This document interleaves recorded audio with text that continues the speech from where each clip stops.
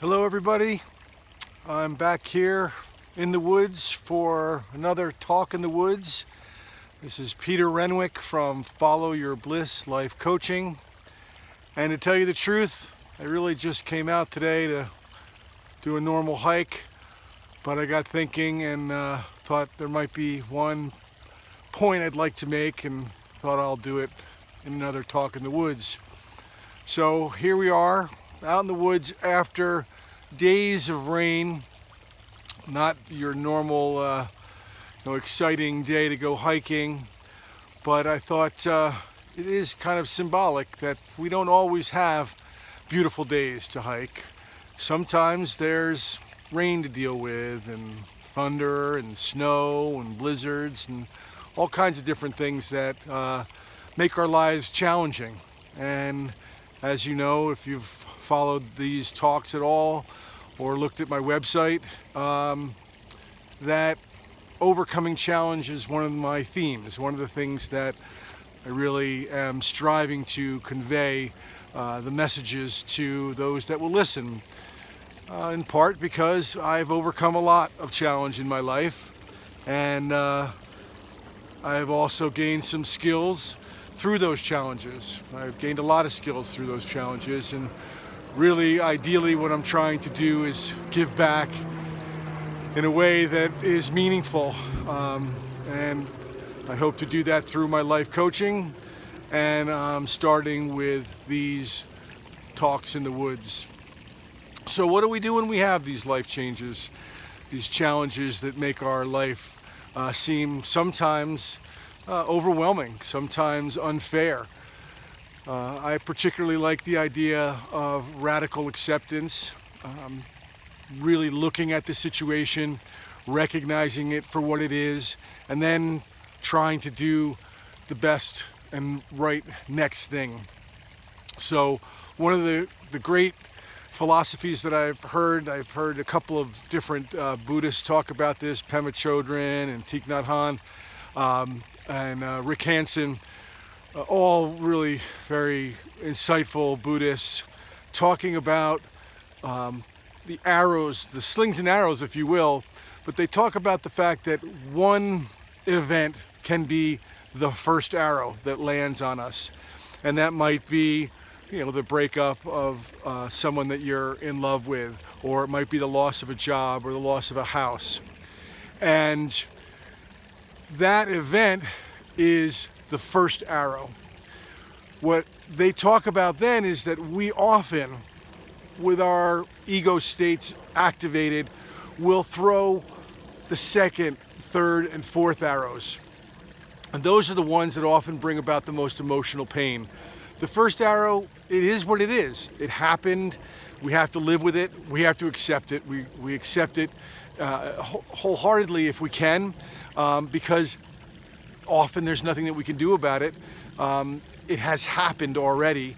Again, maybe we start to look at what's the next right thing to do. But those second and third and fourth arrows are things like, that shouldn't happen to me. Life is so unfair. Why did I do what I did that resulted in this event happening? What could I have done differently? How could I, go back in time? We often look at situations as if we have the power to go back and change things in time, and all we're doing is we're just hurting ourselves more. So I really like that idea of recognizing what happens, the event that is challenging us, truly looking at it for what it is, accepting it for what it is, and then truly looking at how we might best deal with that situation. What is the best next step? And very often it's just baby steps. We just move through. If we've lost our house, we move through to find another home where we can live in. We recognize that while we love that home and it was filled with a lot of memories, those memories will never change. It is just brick and mortar. And we can start to look for the next place that's going to fulfill us emotionally, where we're going to go. And then we really try and avoid throwing those second, third, fourth, fifth, however many other arrows that bring about so much emotional pain. The guilt that we might feel, the remorse that we might feel, the attempting to try and figure out what happened, how we could have done things differently. All of those things bring us emotional pain and are within our own realm to control.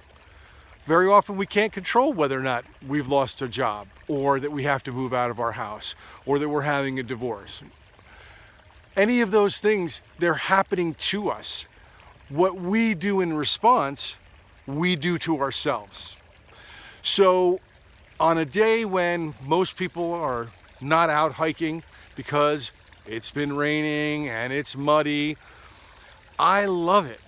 I love it because I make the best of this time, often feeling like I'm the only person out here. Really enjoying slopping through the mud. Recognizing and seeing where streams are that weren't there before because the rain has been coming down. This stream behind me is not normally here. It's fun to watch it meander its way through the woods. So it does come back around to our attitude again. Most people, they don't want to be out in this. That's muddy. That's not where I want to be. To me, I love it. And that's my attitude. I love being in the woods when it's like this. And that can be the attitude that you have towards so many other things. We're going to grow through these challenges if we recognize that there are growth opportunities. If we just see ourselves as victims, then it's going to be very, very painful.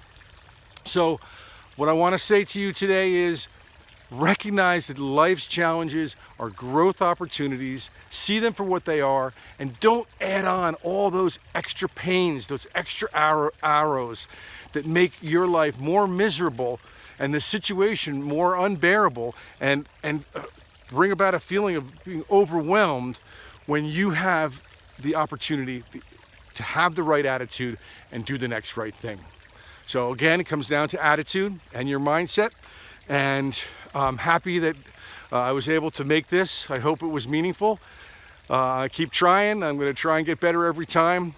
But if you'd like to learn more about Follow Your Bliss life coaching, you can check out my website at followyourblисslc.com. Again, this is Peter Renwick doing a talk in the woods, and I hope you enjoyed it. Take care.